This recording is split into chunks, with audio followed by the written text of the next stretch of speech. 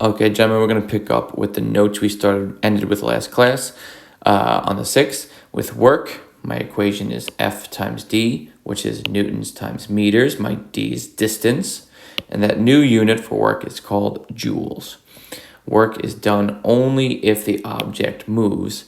And unlike the normal force, which is perpendicular to the object, kind of like weight, right? Weight is down, the normal force was up. And if I push something forward, the normal force was still up. Unlike that, work is in the same direction as the force. So if I'm pushing something this way and my displacement is also that way, that's the way my work is done. It's in the same direction, which is kind of obvious. Work is done in the direction I am pushing something with force and distance.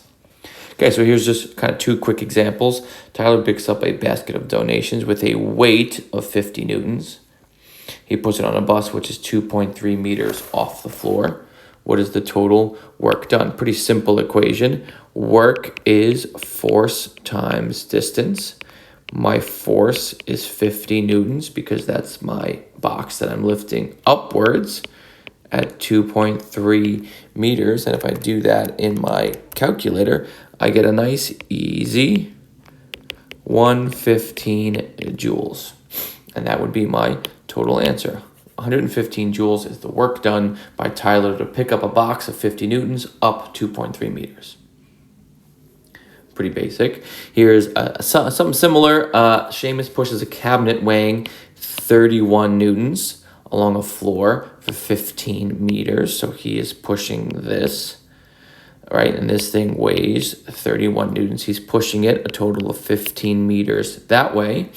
The force of friction, though, is 133 newtons.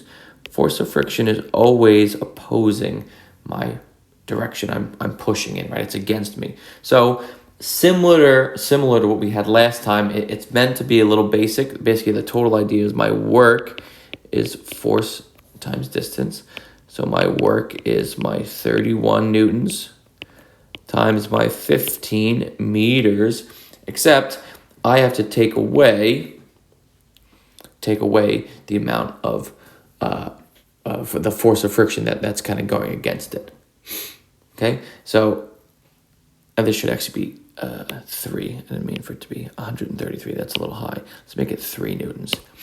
So 3 newtons is against me for that 15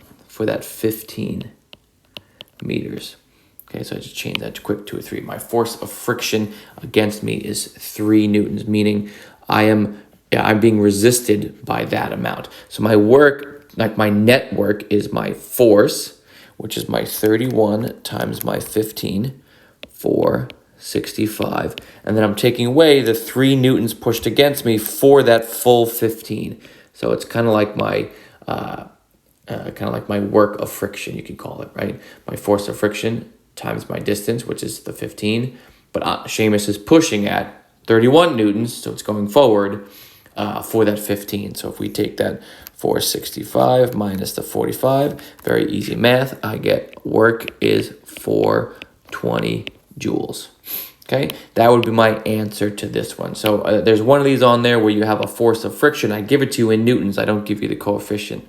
You have to solve it. It's kind of given to you already for that full distance. So it's kind of like my work done, like my force of my work being done minus my force of friction. It's kind of the idea here. And it's meant to be like a review of the idea of friction opposing you. Just a reminder for question 9 and 10 on the group work, or the class work, not group work, it's individual, right? It talks about being at an angle. So we got to kind of use the ideas we have last time, which we've been doing for a while. Cosine is my x and sine is my y. So if I'm pulling or pushing something at an angle, remember, work is done in the direction I'm moving. So you're either, if I'm pulling up, but it's at an angle, then I want my y value. But if I'm pulling towards me and I'm pulling like on the x-axis of 40 meters, then I want to use that cosine value. So just try that one for number 9 and 10. It's components based on cosine would be my x, sine would be my y, based on the direction I'm moving in, because that's what work is. It's in the direction that the force is done in. Okay, good luck.